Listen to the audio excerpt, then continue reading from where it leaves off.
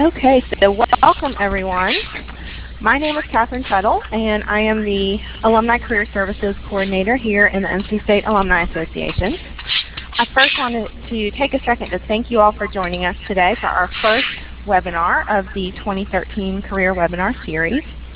We are excited to kick things off with the topic of resumes, and are thrilled to have Mir Haynes, an NC State grad and a professional resume writer, here leading our workshop. If you are thinking about making a career transition in the new year, your resume really is a great place to start. Spending quality time on your resume is a very useful exercise in that it helps you take stock of your accomplishments, identify your transferable skills, frame your experience, and begin to establish your brand. Mir is the perfect person to talk about this. She has a master's in technical communication, is a member of the National Resume Writers Association, and started her own company, RTP Resumes, in 2009. She recently wrote her first ebook, Resume to Payday, Online Secrets to Find and Land Your Dream Job. And we're thrilled that she's here to share her expertise with you today. So before we get started, I quickly want to go through a couple details. On the left-hand side of your screen, you're going to notice the participant window and a list of names. Across the top of that list, you should see a row of icons. So if you have a question and you have a headset with a microphone, you can raise your hand. It's that third icon over from the left. But if you don't have a microphone, then you are more than welcome to simply chat your question in the chat box. Keep in mind that when you do that, everyone in the session will be able to see what you've written. But feel free to chat questions in, and we can read them aloud to the group. We do have a large group. We're already up to about 40 participants. So in order to make sure that we can get through all of the content, we are going to try and hold questions till the end. But if you think of something as we're talking, please feel free to go ahead and chat it in, and we'll address it as soon as we can. So with that, I'm going to turn things over to Mir. Great. Thanks, Catherine. I appreciate it. Well, I'm excited to be the first speaker in the new webinar series for the Alumni Association this spring. And like Catherine said, I'm a state grad myself, so this is very exciting for me. Thanks to all of you who are joining us today, and let's get started. I do want to just introduce myself a little bit. I'm Mir Haynes, and I'm the owner of RTP Resumes. I've been a professional resume writer since 2009. But I've been a writer of one stripe or another since 2000 when I graduated from state with a master's in technical communication. So as you can see from my professional timeline, I did some web usability, web copywriting, and even some web design earlier in my career. And then a little over 3 years ago, in response to the sluggish economy, which was affecting me too, I reinvented myself. I had written resumes for friends and family over the years, and I'd even taught a class on it when I was in grad school at State. So when business slowed down, I thought to myself, well, I can write resumes. I should market that, and I've been incredibly busy ever since. In fact, I've helped over 700 job seekers right here in the Raleigh-Durham area. I offer a whole suite of job search products and services, all of which are available on my website. Of course, today, I'll be sharing with you all of my insider secrets to creating a winning resume. But if you need any additional job support, I can help with LinkedIn makeovers, cover letters, executive bios. I do reference sheets, ASCII text resumes, thank you letters, and resume submissions to job boards. I've also, as Catherine mentioned, written a 50-page ebook, and that's available on my site. It's $10, and just this month I have released, and I'm offering it at a $20 discount for the month of January, a new e-course, How to Negotiate the Salary You Want.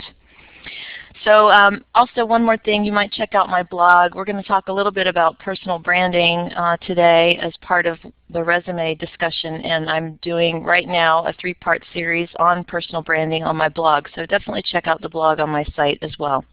Okay, enough about that. Let's jump into the real topic of today's webinar, how to write a winning resume. So Catherine and I thought long and hard about the best way to really show you what makes a resume special, what makes it stand out from the rest of the resumes in that big stack on the hiring manager's desk. It's easy to overgeneralize and make sweeping statements. about resume design, when the fact is every resume has to be and should be unique to a certain person, tailored to a certain industry. Sometimes you might even polish up your resume to make it more appealing for one specific company.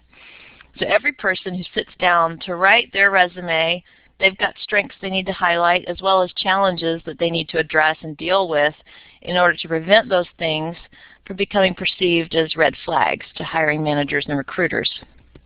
So I've chosen for you today the resumes of 3 actual clients of mine that I worked with this past year that I'd like to use to demonstrate some of the principles that you can use when you're creating your resume. Again, these are actual clients whose real names and addresses and contact info that I've concealed or changed. We have a young professional. He's a 2011 graduate from UNC Chapel Hill with about 12 months of experience under his belt in his first real job out of college in physical therapy and rehabilitation. So during college, he held a couple of part-time jobs at fitness centers and gyms, and he also managed the UNC women's varsity soccer team, which was a volunteer position. Secondly, we have a career changer. This is a woman in her mid-40s who spent the last 15 years working behind the scenes and in front of the camera as a meteorologist. She also had a brief stint as a realtor, and now she wants to reposition herself as an event planner. And lastly, we've got a stay-at-home parent who's returning to work. In this case, we've got a dad who, after 15 years in the workforce, left his full-time job as a system engineer and IT expert to raise his kids. He was a full-time parent from 2003 to present, and for the last 4 years, he's done some work on the side as a freelance web designer. So now his kids are older, he's ready to look for work again, but he has this 9-year gap to deal with. So for each of these 3 people, I'm going to show you the before, which is what they gave me to start with when they first hired me, and then I'm going to show you the after, which is the resume that I created for them. So we'll take about 30 minutes to go through these 3 before and afters, and then we'll do 3 what I'm calling quickie consultations with a few of our lucky webinar attendees, Gregory, Natalie, and Laura. And lastly, we're going to set some time aside for your questions, as Catherine mentioned. Okay, so let's jump right in and get started with our young professional. The challenge that this young man faced was that he didn't have really much relevant, interesting, or impressive enough background experience. Remember that all he really had was a couple of part-time jobs at local gyms and that volunteer position with the women's soccer team. What I did to make him look better on paper was to go with a hybrid format resume. As you'll see in the examples that I share today, all 3 of the finished products, I'm a big fan of the hybrid format resume. And let me just briefly explain what that is so that we're on the same page. It's neither strictly chronological, where all the content is organized in reverse chronological order, so most recent to oldest.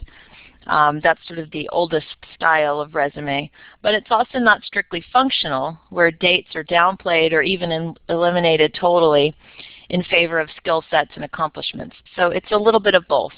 A hybrid format resume includes some chronological information as well as some functional information. I'll be pointing out the different elements in all the examples I show you today so that you can learn how to use the hybrid format when creating your resume. But back to our young professional here. The second point I want to make is that he needs a very strong skills section to show that even though he's still relatively wet behind the ears, he does have a solid set of entry-level skills, and that to a certain extent he can hit the ground running in an entry-level position. Third, on his resume, I've used direct quotes as a way to play up quote-unquote soft skills, or those personality traits that employers might find desirable. So one reason employers really like young professionals is that, number 1, they don't have to pay them as much as more experienced workers. And number 2, these young professionals are often eager to learn, improve themselves. They bring a lot of enthusiasm and energy to the job. If you're a young professional, you want to capitalize on that in your resume, but also you need to be careful about making self-assessments, which are really taboo on the resume. So a self-assessment would be your own opinion of a strength that you have to offer, and I'll try to point out some examples of that as we go through our before and afters. The resume is not a place to make claims that you can't back up. So one of the ways I like to sell those soft skills is to use direct quotes, and I'll show you what that looks like in just a moment.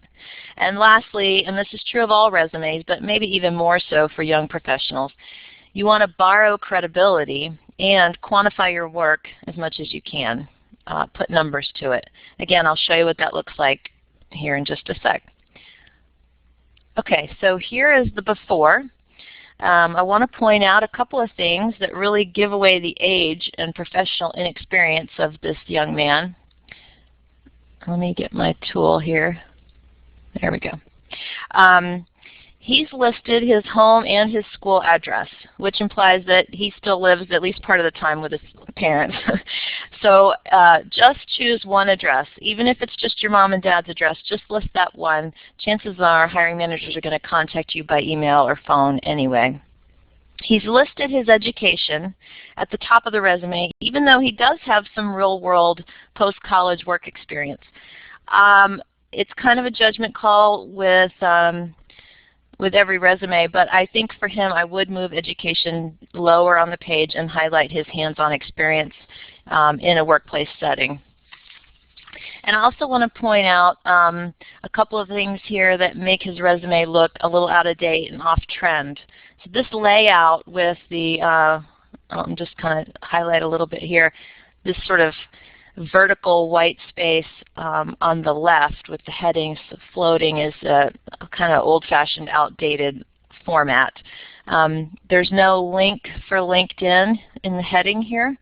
I always advise all my clients to be on LinkedIn, and this is especially true for young professionals and recent grads because they've just got an enormous opportunity to connect with classmates, nurture those relationships moving forward, because they and all their former classmates are going to be launching out in different directions, and they can kind of keep those connections in place. On a side note, I also want to talk just a minute about older professionals, and I mean 55 and up, mature professionals. I always encourage them also to be on LinkedIn because it's combating ageism by showing that you're on trend with technology and you're up to date with social media tools. Let's see, another thing that makes this resume look off trend is that there's no professional summary. I would really want to see that right under the header. Personal branding is on trend. It's kind of replaced that old-fashioned objective statement where you would say something like, seeking a director level position with a blah blah blah company.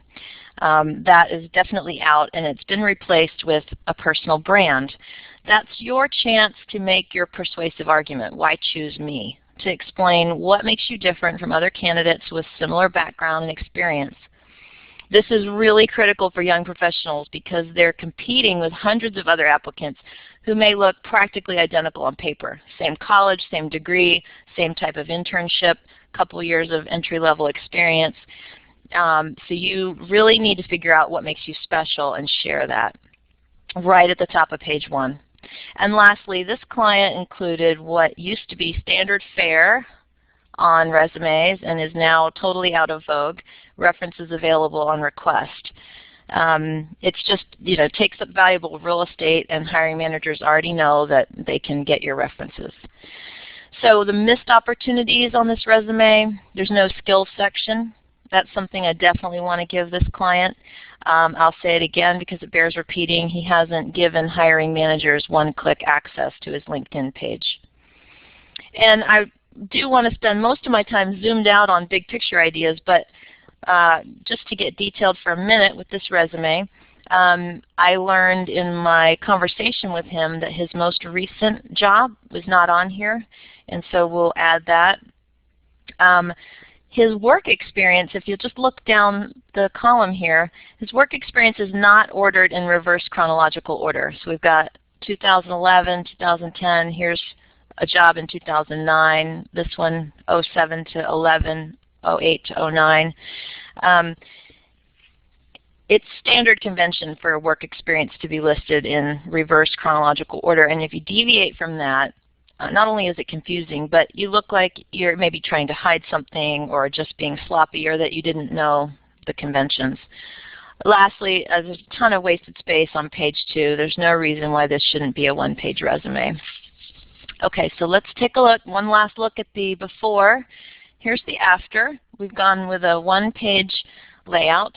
I've added LinkedIn to the header. With just one click now, hiring managers can go to this job candidate's LinkedIn page for more details, to read recommendations, to read his in-depth summary statement, and so forth. Also, worth noting that on LinkedIn you have a headshot, and that immediately rounds out people's first impression of who we are, more than some of us would even like to admit. I've written up a personal branding statement for him. In the first sentences, I've called him accredited. I've also said that he has skills in rehabilitation, research, and personal training. Here in the last line of the summary, I've said that he's willing to travel and work flexible shifts. This is one way to show that eagerness and work ethic that we talked about before. So if you're hungry, let the hiring manager know you're hungry and that you're willing to work hard if given the opportunity to prove yourself. I've organized the work experience section here in reverse chronological order, and I've given more visual prominence to it on the page than to education, which is now down here. I've positioned him as a working professional, not a recent graduate. Also, remember what I said about borrowing credibility. Right here in the student manager section, I say that he helped manage the greatest college sports team of all time, according to Sports Illustrated. So if you have an opportunity to describe a company that you've worked for in positive, impressive terms, then you should. So maybe the company you've worked for is a Fortune 500 company, or you've worked for a company with annual revenues of $200 million, for example. You look more credible because the company looks more credible. It's just a simple trick. I also talked about quantifying as much as you can. There really, to be honest, weren't a whole lot of opportunities to do that in this resume, but I was able to say that he worked with a team of up to 12 trainers. Numbers, even at a glance. Oh, there we go. Sorry, I had something pop up on my screen. Even at a glance, numbers kind of pop off the page, and but they add credibility to any of the claims that you make. And I'll show you some more examples later of how to include numbers. I've given him this shaded sidebar here, the skills section, down the left-hand side of the page to show that he does have real-world, hands-on skills. But honestly, if you read these closely, you can tell that they're entry-level skills. So he aid physical therapists with, and transport patients, and inspect facilities for cleanliness. So these are not advanced skills, but they're important skills for the age and the stage of this particular job candidate. And here is the direct quote. I've got two direct quotes here that I was mentioning to you. This is that attempt to sell those soft skills. So the quote here calls this person one of the most motivated young professionals I've managed. He brings hands-on skill from his sports-related background, and he has the ability to build rapport with his patients. He's enthusiastic about the work, and he learns quickly. That's all great stuff, and it's something that he would never be able to say about himself, but since his manager at his current job said it, we can sneak it in there. And lastly, I've created a selected accomplishments section for this client. I want to call your attention to this first bullet point. This is a great technique for young professionals. All I've really done here is restate course titles and content that this young man studied in college. I've said that he has demonstrated the ability to learn and that he's trained in blah, blah, blah.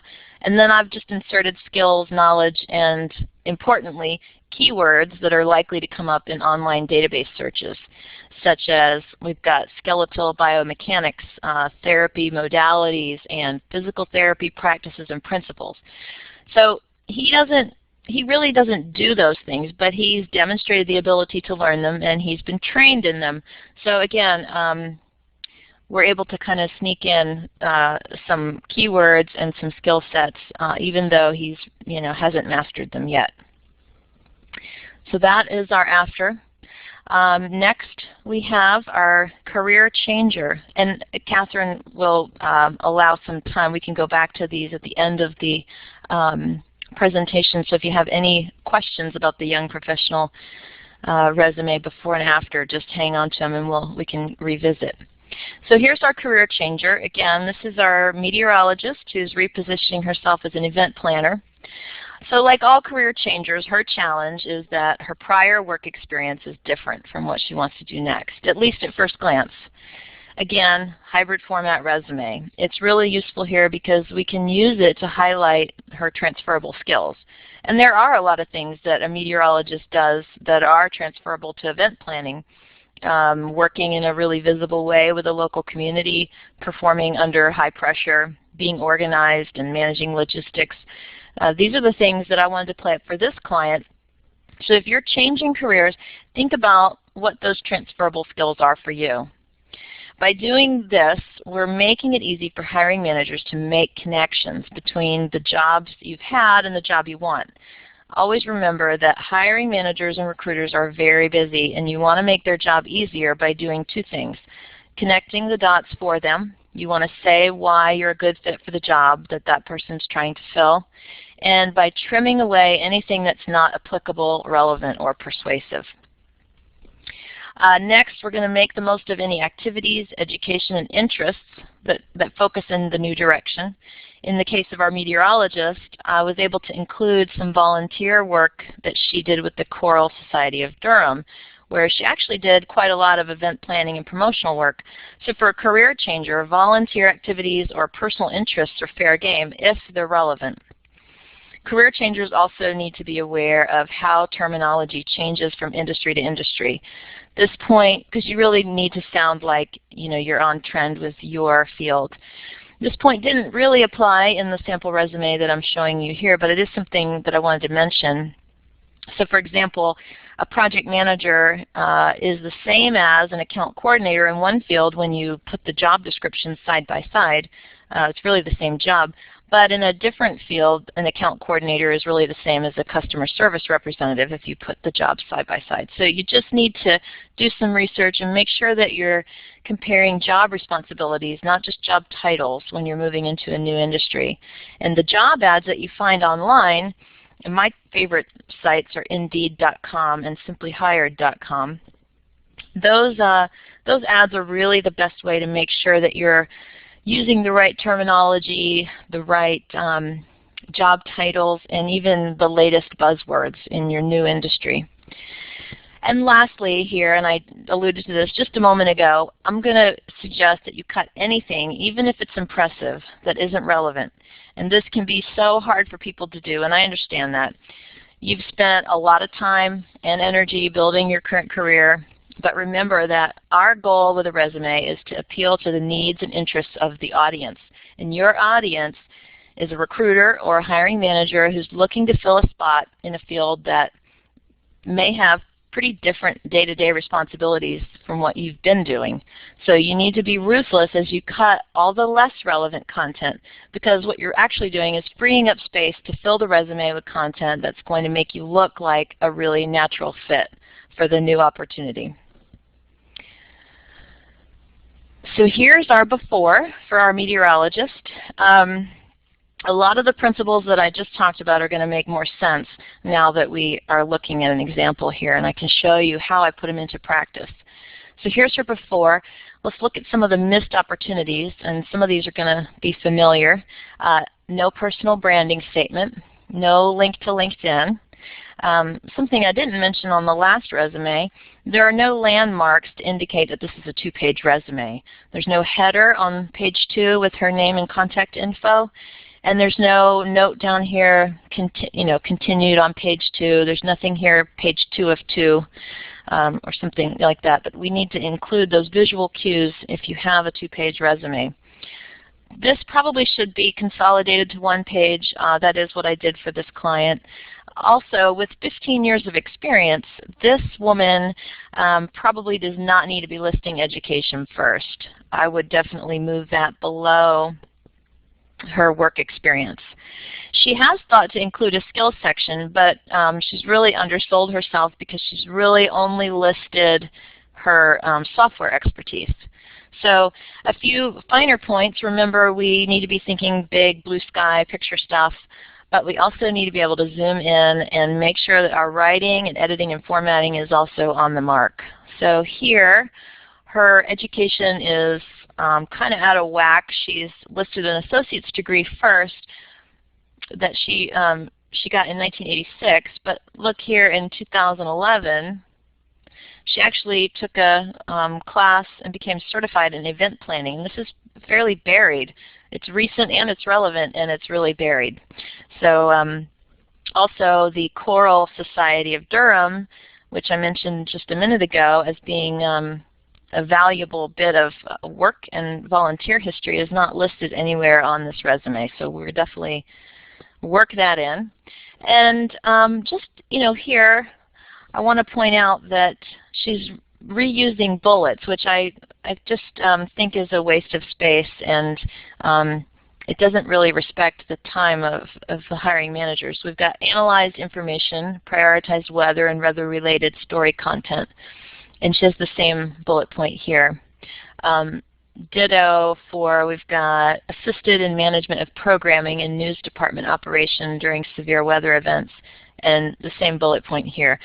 So the interesting thing about bullet points, duplicating them, is that, and this is a trick that I do, whenever I see that I'm duplicating content or repeating certain words or phrases, that's just a little bit of a red flag to me to think about, hey, maybe this stuff should be consolidated somewhere else, or if you find yourself repeating job descriptions, that's probably a cue that you need to think about managing that information in a different, more creative, more interesting way.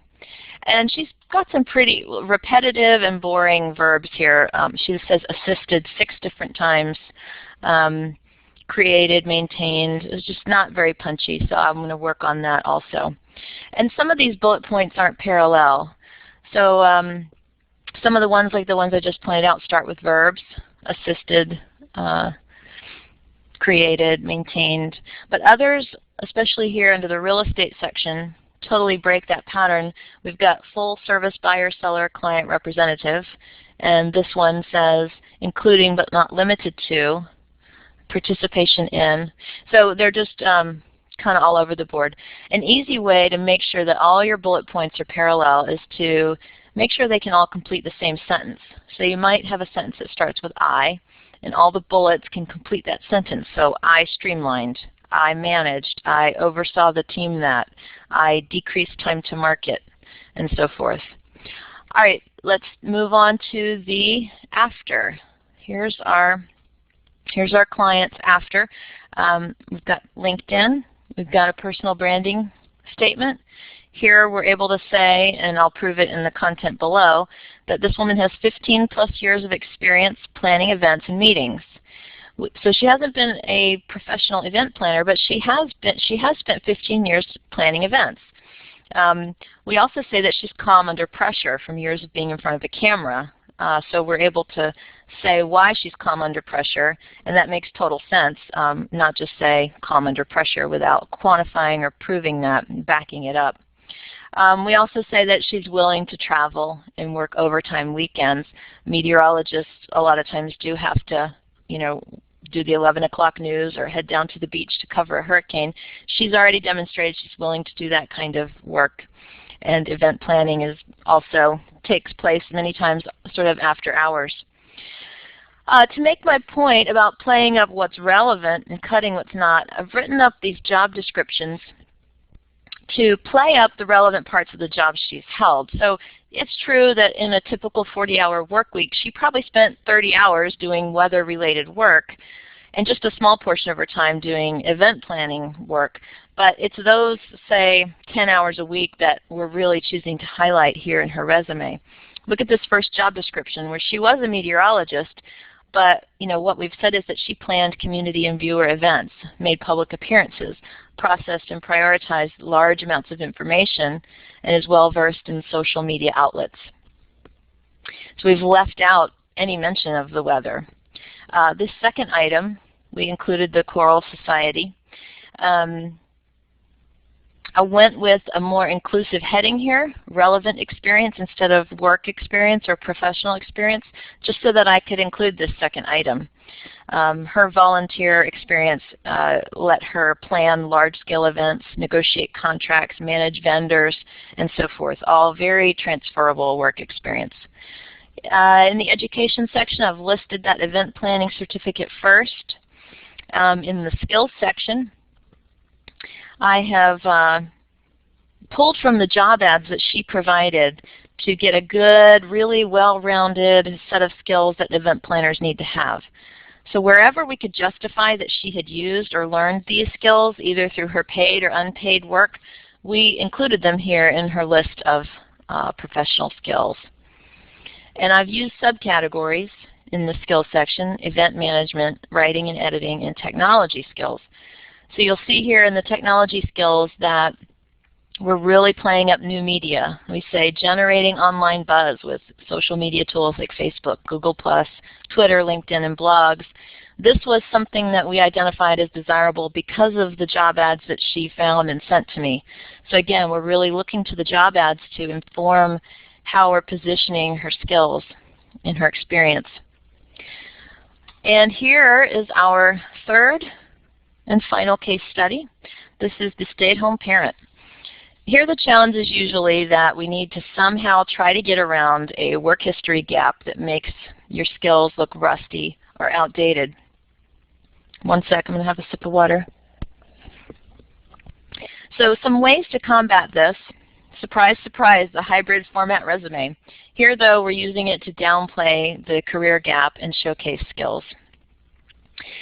If you have any kind of part-time job, especially if it's related to the field you're trying to get back into, you want to use that on your resume.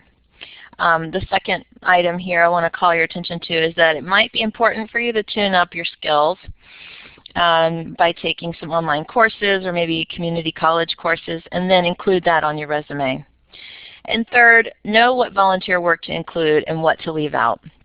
If you're doing volunteer grunt work like setting up coffee for the monthly PTA meetings, that doesn't have much value for hiring managers.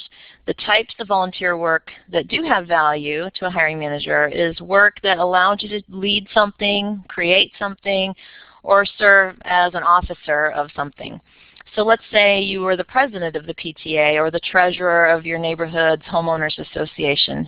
Your role probably involved decision-making, managing budgets, dealing with conflict, some long-term planning, collaborating with other team members. So with all of your experience, including your volunteer work experience, you want to try to spin what you did in terms of results. So try to show what you accomplished and the difference you made. What did you innovate? What ideas did you bring? What problems did you solve? And lastly, be honest but not cute about your current job title. Go with full-time parent instead of something like domestic engineer or household diva. I've seen it all. All right, so here's our before. This is a 2-page resume. You'll remember this is a stay-at-home dad who took 9 years off from his career as a system engineer to raise his kids. A couple of things I want to point out about this resume, just sort of at a glance. This client has included a professional profile. Yay! So of the 3 we've looked at, he's the only one who's done this.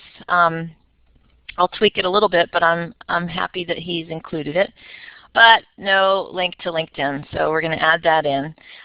He has gone with a paragraph style format for his resume. So very little visual interest and really no visual cues as to what's important.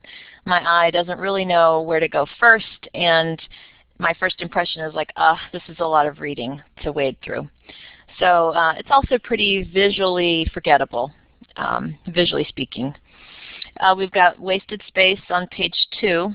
Again, no visual markers that this is a 2-page resume, no contact info at the top of page 2. And zooming in again to the details, again, this is minor, but here he's used the word to separate the dates, and in other places he's used a hyphen. Just small consistencies like that. Remember, your resume needs to be flawless. he looks like a bit of a job hopper, but in truth, he's actually held 7 positions with IBM. So he worked for IBM, and he worked for Metropolitan Life Insurance. But I want to try to clarify that because I don't want it to look like he's a job hopper. And lastly, he has included a skills section, so that's good. For him, technical skills are very important, but I'm also going to want to give him a much more built-out skills section on my, my version. Again, I'm going to look at the job ads that he provided. I'm going to mine those ads for supplementary skill sets like client support skills, program training skills, IT skills, and technical support skills. So let's look at the after. Here we go. I've added LinkedIn. I've added 4 areas of expertise that this client really wants to focus on. And again, we arrived at these 4 through conversation and by kind of exploring the ads that he was sending in. This is a way to say, I'm an expert in these things across the top of the page. And if you'll look down the sidebar here, we've repeated those. So what we've done is create this theme and then expand on it through the skills section. Our goal here is to show that he's not out of date or rusty, and that even though we've played up his technical skills here, all that IT muscle, he's not just a pocket protector wearing IT guy. He has people skills. He's got customer-facing skills, management skills. He can train people. So he's very well-rounded, and that is a differentiator in IT fields. So we wanted to play that up.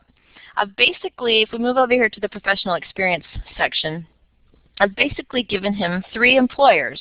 First, we have him as self-employed. Then IBM, so clearly now we've taken away any concern that he's a job hopper, and then his Metropolitan Life employment. So let's go back up here to self-employed because this is where we've dealt with his time away from the workforce. By putting the freelance web design and the full-time parent under self-employed, and we've kind of put these 2 on a parallel level underneath self-employed, we are showing what he's done for the last few years, but kind of burying the parent part. Remember that he had large paragraphs of information under these job descriptions, and I've basically pulled all of that out, shuffled it together, and rearranged it by type over here in the sidebar. And lastly, let's look at this sidebar one more time. I've used parallel construction for these bullet points. Again, the trick is to come up with a sentence starter to help you make sure your bullets are parallel. So my sentence starter here could be, I'm good at. I'm good at providing, using. I'm good at training, working. So that's how we can keep those bullet points parallel. So that concludes our 3 before and afters. And moving on, we have 3 lucky participants today, Greg, Natalie, and Laura. And I'm going to switch it over to you, Catherine, while I pull up Gregory's resume. I believe Gregory was going to join us and tell us just a bit about his career direction. Yeah, Greg, if you are able to, you can press the talk button and tell us a little bit about what you've been doing and what you're hoping to transition into. And just want to take a moment. We're getting some great questions in, so I do want to let everyone know we'll get to those in the end. But Gregory, why don't you take a couple minutes? Yes, hi, good afternoon. Is the audio okay? Yes. Okay. Most of my work experience in the past 20 years is as a illustrator, and that ranging from, as you can see now, the resume is on screen.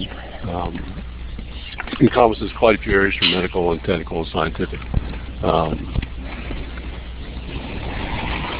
My experience, includes producing visual information for print, electronic media distribution, and presentation formats for everything from lay public training, staff training, patient education, and professional peer-reviewed journals and things like that.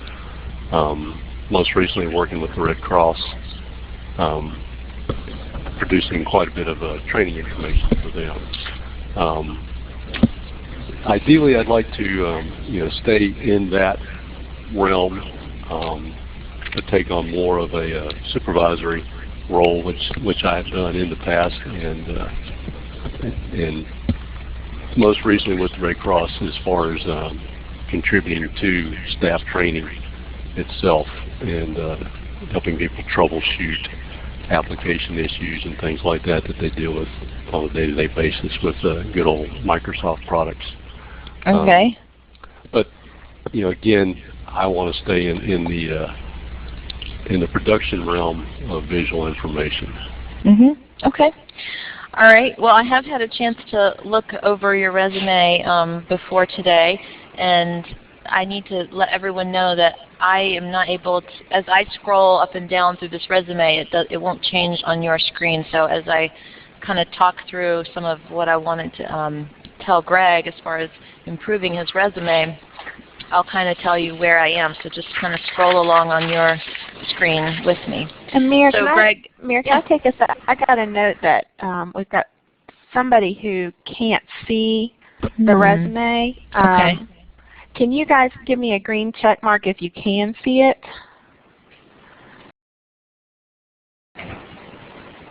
Okay. It looks like most people are seeing it. Okay, so it looks like if you have a slower internet connection or if you're on a laptop, it may take a little while for it to load. That may be the issue. But when you watch the recording, you should be able to see it pop up immediately. So sorry about that if you're still processing this. Okay. All right.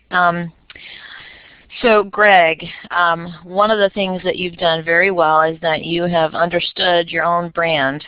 You clearly know who you are, what areas you're specializing in. Based on what you've told us, I think that you might want to make two slightly different versions of this resume. So maybe one that positions you as a technical illustrator with expertise across a variety of fields, medical, technical, scientific, and business. And then possibly a second one with a different focus that positions you as a supervisor who understands production in and out, backwards and forwards, and can manage other types of creative projects. We mentioned web development, instructional design, training people on Microsoft products and that type of thing. So I'm going to scroll down just a little bit here. Under core competencies, I love what you're doing here. I'm not a fan of the heading because it's a little misleading. What you're really telling us is the kinds of deliverables that you can produce, and I've used the heading core competencies before, but I'm actually kind of moving away from it now because I feel like the word competency, maybe this is just a personal preference, but I want to be an expert in something, not just competent in it. So for a couple of reasons I might steer away from the competencies heading, but I do like that you are telling us the deliverables that you know how to produce. Here, technical proficiencies, this is very good in terms of keyword searches for, in databases or that kind of thing. Clearly software is very important in your field too. Going back up to the top, and this is true of subsequent pages too, I don't know if you've chosen not to include an address, but certainly a phone number, and LinkedIn, of course, we'd want to include in with your contact information. Right, I had just pulled it out for this. Okay. Good, yeah, that's probably smart. Okay. And then, so let's scroll to page 2. Particularly, let's look down into, well, you've got your job that just ended, and so we'll want to go ahead and change all your verb tenses there to past tense. So again, this is standard convention, but I'll take a minute here just to mention it. Your current jobs should all be in present tense, and your past jobs should all be in past tense. And so I know this job just ended for you, but you'd want to go through and change those verb tenses and probably improve the quality of those verbs, making them a little more active and punchy. And some of them are not parallel.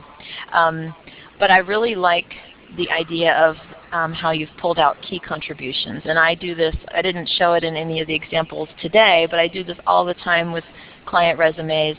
I'll do an indented bulleted list just like you've done here with accomplishments from this particular job. And sometimes, even if it's your present job, sometimes those key accomplishments will be in the past tense because it was a project that is now over, and you're talking about like here, conducted online training for staff using WebEx.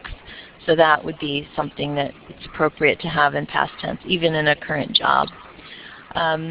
Let's look down at just below, let's see, we've got the American Red Cross. Keep scrolling down to IMED link. Did I say that right? Yes. Okay. The senior medical illustrator position. So here, I was saying a minute ago about when you see yourself using the same terms or the same bullets or the same verbs over and over, that's just a little visual cue or,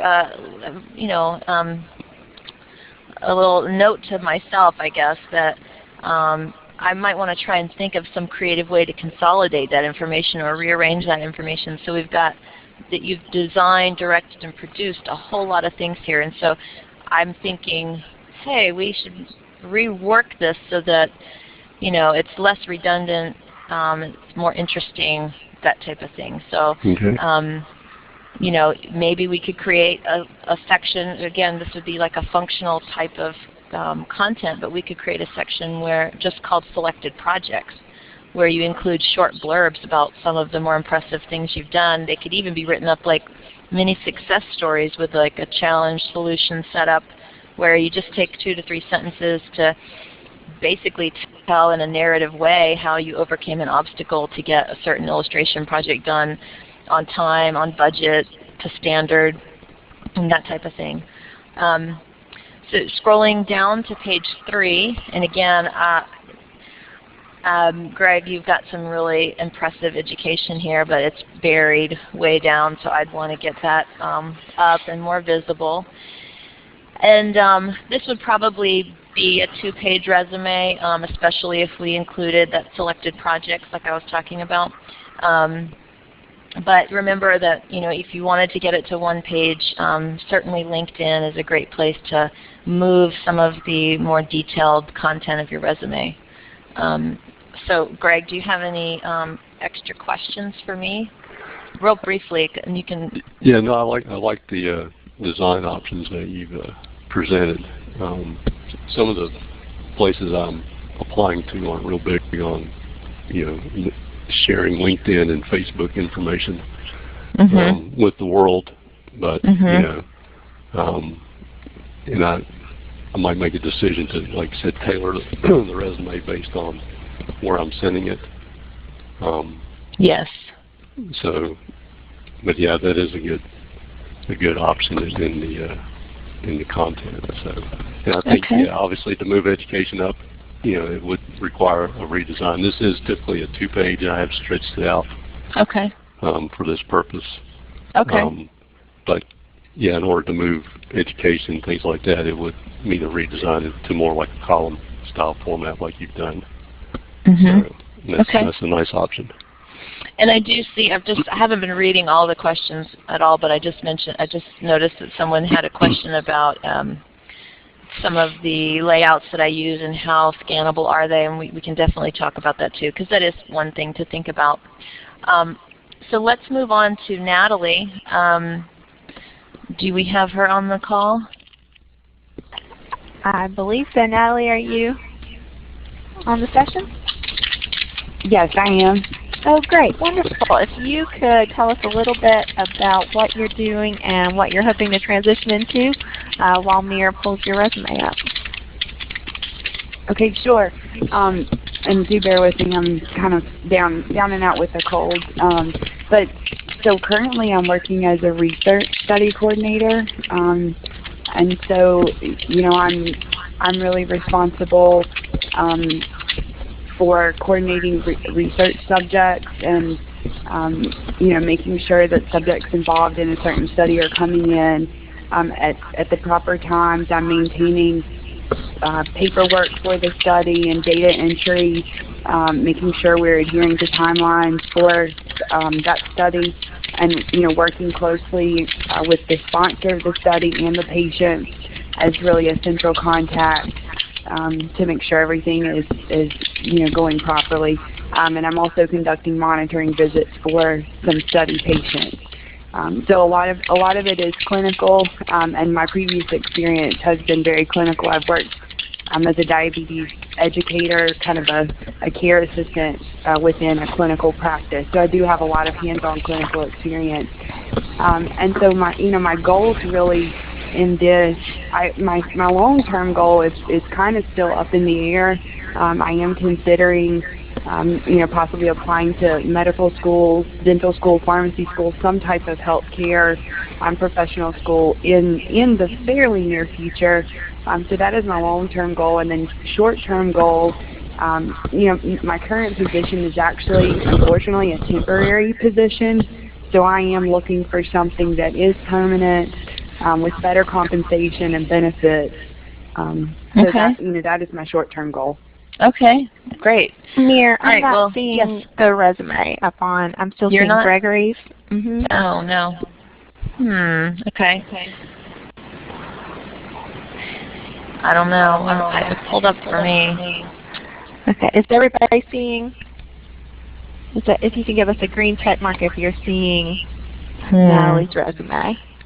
Let me, looks like nobody's seeing it. Okay. Let me just go back to the PowerPoint and come in here with a fresh, one sec. Try it again.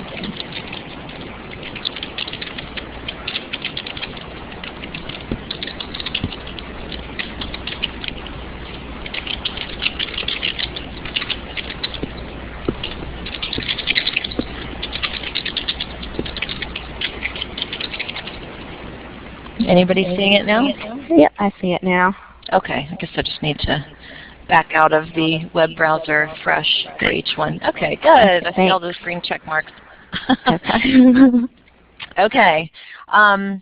So Natalie, couple things. Thank you for taking a minute there to explain kind of what you're doing and what you're hoping to do. I love that you've chosen a pretty clean, modern-looking font, and it's easy to read. That's always something to think about. We haven't talked about it all, but font choice. Your career timeline is pretty, if you scroll down here a little bit, pretty easy to skim. I can tell at a glance that you currently work at the UNC School of Medicine and that you've held 3 consecutive positions, that you started out as an intern, and you've been given increasing levels of responsibility. So that's always good. And then scrolling down to page 2, you probably know what I'm going to say, but I see lots of space here at the bottom of the page. This should probably be a 1-page resume. Okay.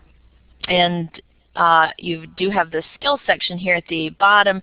This is a good start, but I'm going to want you to build this out much more, like really relying on juicy job ads that are good examples of the kind of job you're looking for. And for you, kind of like we were saying with Greg, maybe 2 versions of the resume would be appropriate. Not for that long-term goal. I think we should just table that for now of like professional school, but your short-term goal, possibly a couple different versions that play up different skill sets, position you in a different way.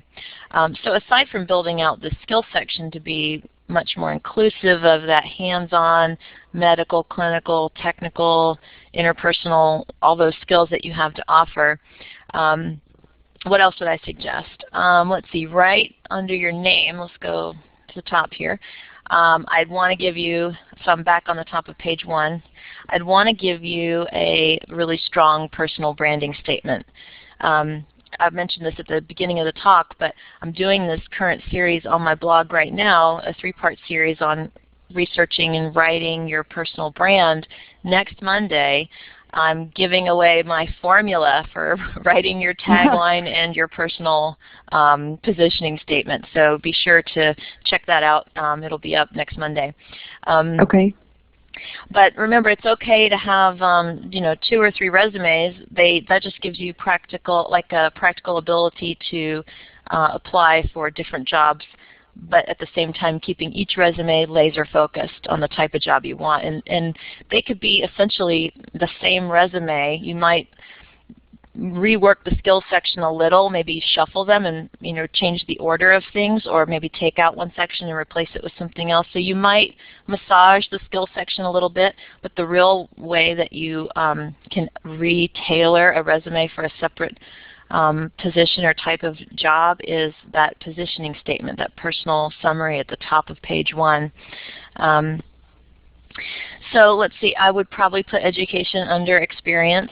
You certainly have a lot of really good practical experience, so there's no need to give education the prominence here that you have. And I would rework the bullet points. I'm going to scroll down a little bit so I can see some of this experience, particularly what you've done for UNC School of Medicine. I would kind of rework these to make them less responsibility focused and more results focused. So I don't know if that makes sense, but kind of focusing on what did you produce, what, if anything, can you assign numbers to, and you've done that here. If you look under Diabetes Program Assistant, the first bullet point, you say that you case managed over 1,400 diabetes patients. Excellent. That's exactly the kind of statistic I'm looking for. Any kind of numbers that you can include is great. So just try to do more of that. Those are probably the main things I would focus on for you with this resume. Did you have any other questions maybe that I didn't touch on? Just a couple questions. I did put my honors project on there with the Food Systems Initiative, and I also, had the Ecuador, the Global Village Program volunteer experience, and I just wasn't sure with me with those things being a few years old, if they were really, suitable to have under experience, or if that should be in another place or not there at all. No, I'm glad you brought that up. I liked that you included that stuff, and relatively speaking, it's not that long ago. It's only 2007, so I think it's completely appropriate. And I would say this about including volunteer work. This is Habitat for Humanity, which is not controversial. If you had done some volunteer work for something that for an organization that, I'm just going to throw out an example, like maybe Planned Parenthood, or, it could go either way, a church kind of, or, ministry type of group. So something that people are divided about, you might want to leave that out. But typically volunteer experience, especially if you can, kind of like I was saying before when we were on the stay-at-home parent resume, if you can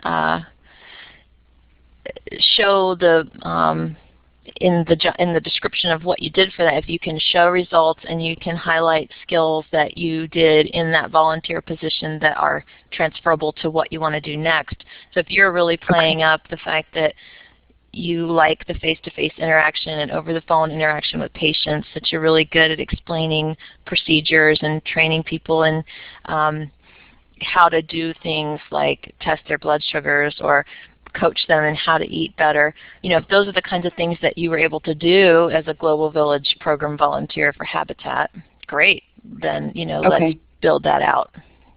Okay. Awesome. Thank you. Okay, great. And the last quickie consultation is Laura, and I'll pull up her resume here. And I realize we've hit 1 o'clock, so have we? We will, we will go ahead with Laura's consultation, and then I have all of the questions, so we will definitely get to that. If you do have to jump off, I'm sorry that we're running over, but if you do have to jump off, we're going to record all of these, so you can definitely get all of the questions answered later, or you can certainly follow up with me or I after the session. But Laura, I believe you are here as well, so if you want to, again, give us a quick idea of what you're doing now and what you're hoping to transition into, that would be wonderful. Okay, can you hear me? Yes. Okay, great. I've been working in the out-of-home advertising industry for the last 10 years in various sales and marketing roles. Right now I'm doing research, writing and creating marketing materials, and helping with new business development, supporting our salespeople here.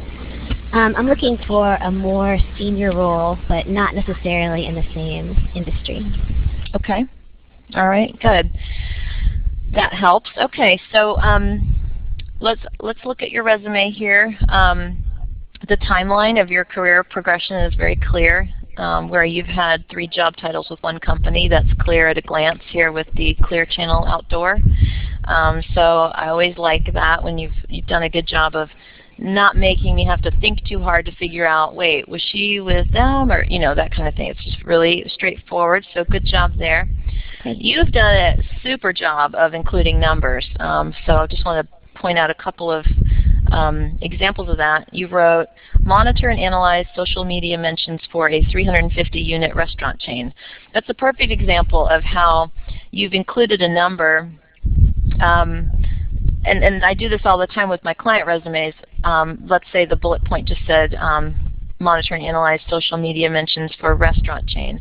I might put a little note in how many restaurants were in the chain, just because that's a possible place to insert a number, and it just adds credibility and specificity to the resume.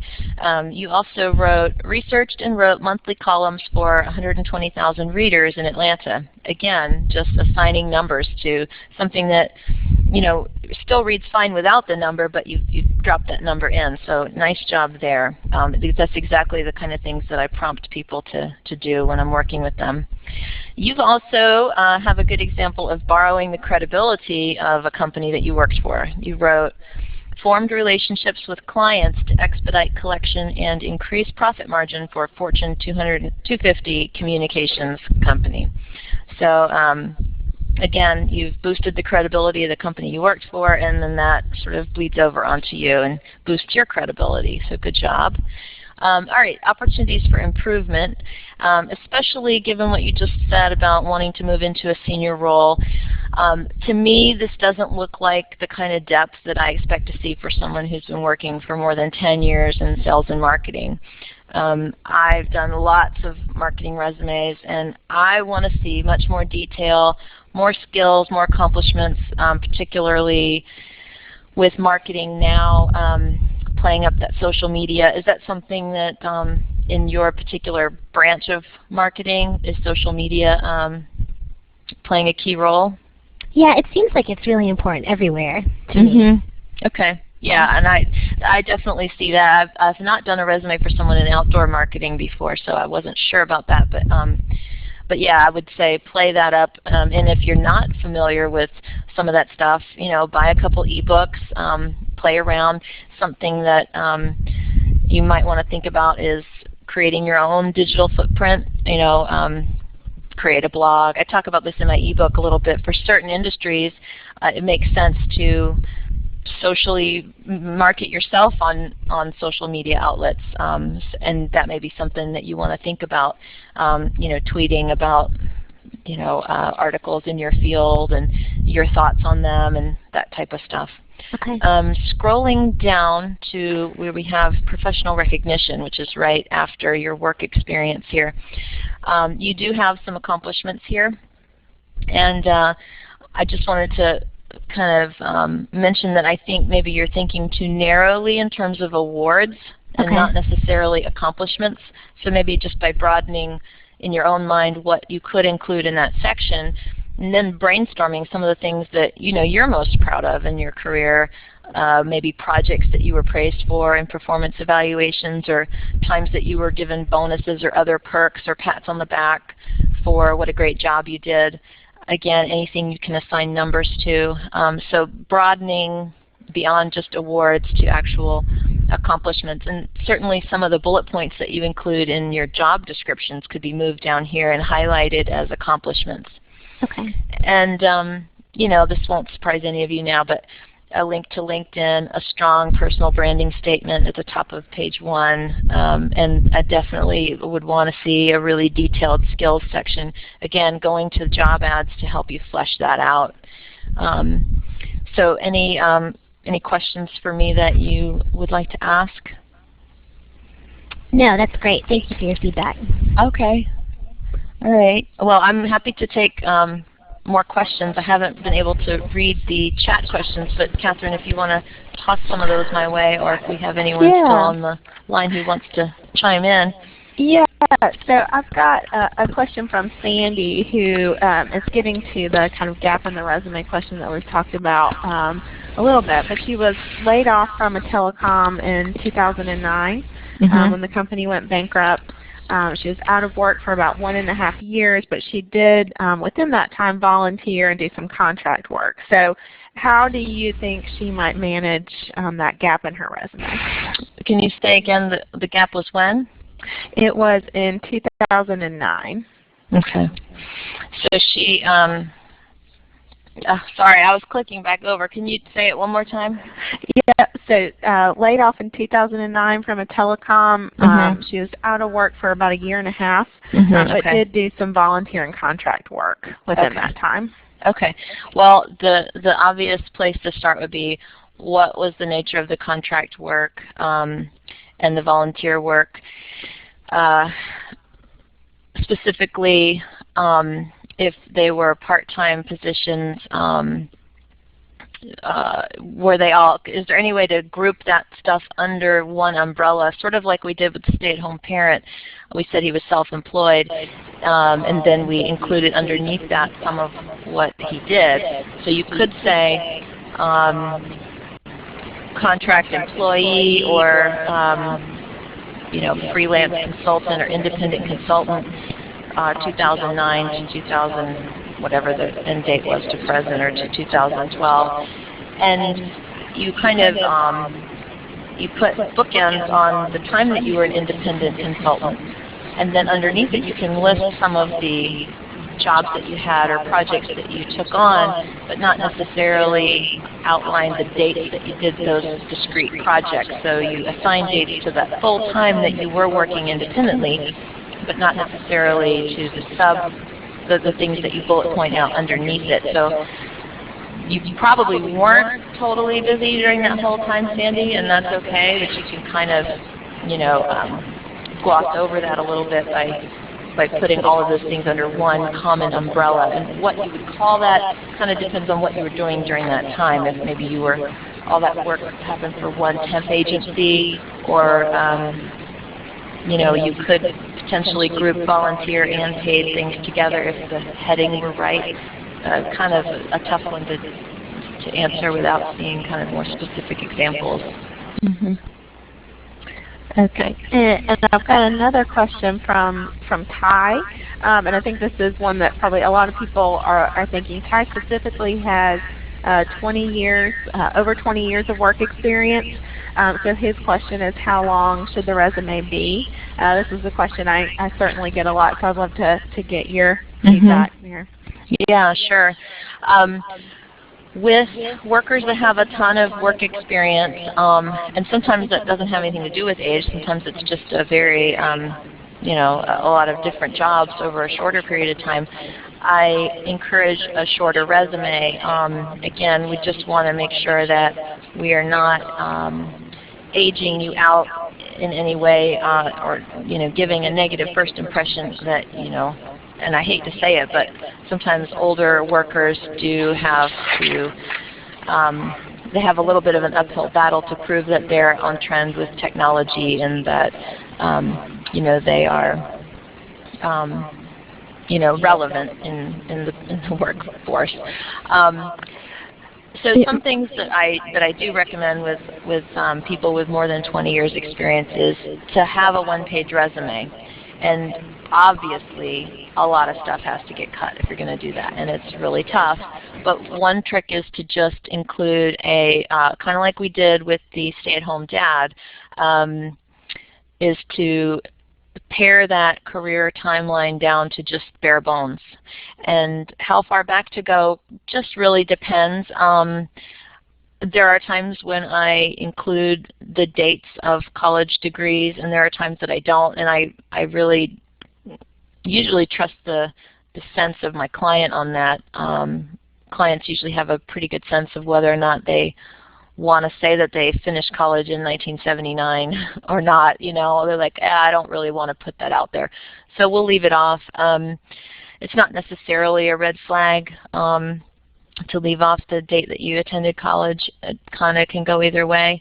But as far as like sort of general guidelines, as you go back further into your career history, if you decide to include some job descriptions and bullet points under the jobs that you've had, as you go back in time, you want to include less and less detail. Yeah, my general rule of thumb here, and you can agree or disagree here, but is really 2 pages is max. We don't really need to go beyond 2. No, I agree, totally. No. Okay, and great. 1 page is preferable, especially for older workers. I mean, I do always kind of try to go with a 1-page resume for someone who's been working for 20 years, unless they're at executive level. Great. And we mentioned job hopping a couple of times and the appearance of that in a resume. What if, and I've gotten a couple questions on this, what if you've had to job hop in order to move up within the organization? Are there ways, or not within the organization, but in order to move up in your career, are there ways to make that look more positive? Well, I mean, to a certain extent, it is what it is. You know, you do have to include job dates, and I think you know, a hybrid format resume does allow you to either visually in the page by where you put things, or just by prominence, how much space you dedicate to things. You can play up skills and downplay the timeline.